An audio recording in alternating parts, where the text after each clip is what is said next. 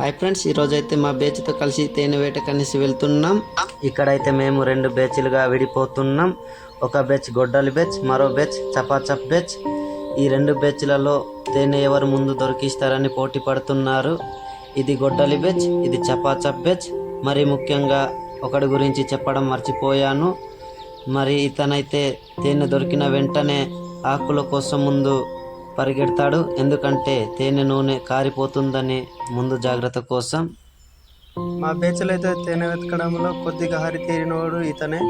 అదిగో చేయి చూపిస్తున్నాడు, పిలుస్తున్నాడు. అంటే ఆడు చూస్తాడని అర్థమైపోయింది. అదిగో చూపిస్తున్నాడు, అక్కడ వస్తున్నారు, చూద్దాం చూసారా లేదో. అదిగో ఈగల్ని చూపిస్తున్నాడు, అక్కడ వస్తున్నాయనేసి చూపిస్తున్నాడు. ఇదిగో రాయి కిందకి చిన్న హోల్ ఉంది, అక్కడే వెళ్తున్నాయనేసి చూపిస్తున్నాడు. అయితే ముందుగా రాయి చుట్టూ ఉన్న మొక్కలన్నీ మనము కొద్దిగా శుభ్రం చేసుకుంటే తేనె తీయడానికి కొద్దిగా మనకి సులువుగా ఉంటుంది.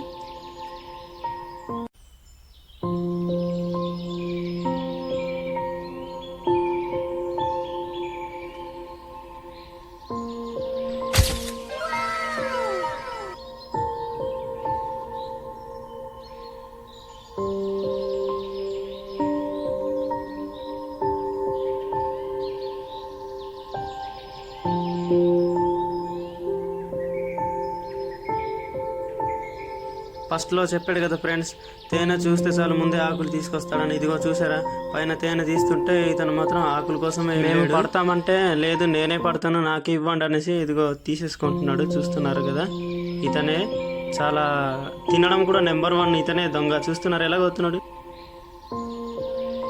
ఇదైతే 2వ బ్యాచ్ వాళ్ళు చూసారనమాట, అంటే అదే గొడ్డలి బ్యాచ్ వాళ్ళు.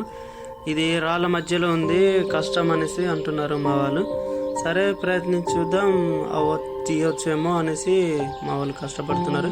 చివరికి అయితే అదిగో తేనె కనిపించిందండి. అది చూస్తున్నారు కదా, ఇది చాలా రోజులదే అన్నట్టుగా కనిపిస్తుంది. అంటే పాతగా ఉంటే అది ఎక్కువ రోజుల ముందుది చేసి తేనె చేసి ఎక్కువ రోజులది అనేసి అంటారనమాట. ఇదిగో మావాడైతే తీసేసాడు, చూపిస్తున్నాడు నాకు. ఇదిగో చూస్తున్నారు కదా, ఇతనే గొడ్డలి బేచిలో రాజు అనమాట. ఇతని పేరు కూడా రాజే. చూస్తున్నారు కదా, ఇదిగో చూపిస్తున్నాడు తేనె పట్టుని.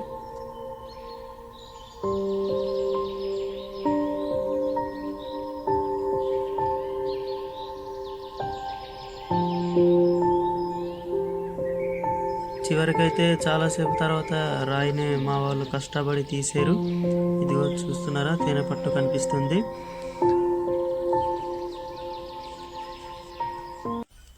ఇదిగో అంటే తేనె పట్టు కొద్దిగా నల్లగా ఉంటే అది తేనె పట్టు తయారు చేసి ఎక్కువ రోజులు చేసి ఉన్నట్టుగా మనకు తెలుస్తుంది. అది ఒకవేళ తెల్లగుంటే అది మాత్రము కొత్తగా తయారు చేస్తున్నట్టుగా ఉంటుంది. ఇదిగో మావాడు కత్తితో కోయకుండా కర్రపుల్లతో కోస్తాననేసి మొండి పడుతూ కోస్తున్నాడు. చూసారా ఎంత చక్కగా నీట్గా కోస్తున్నాడు.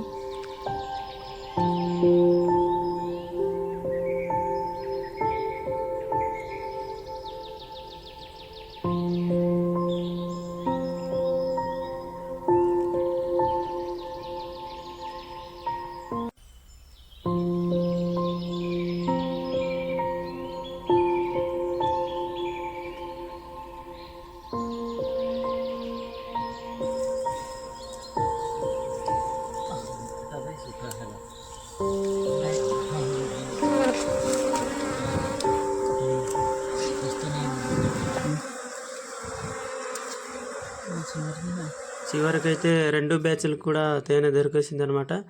అలాగే నెక్స్ట్ వీడియోలో ఎలా వెతకాలో చెప్తాము.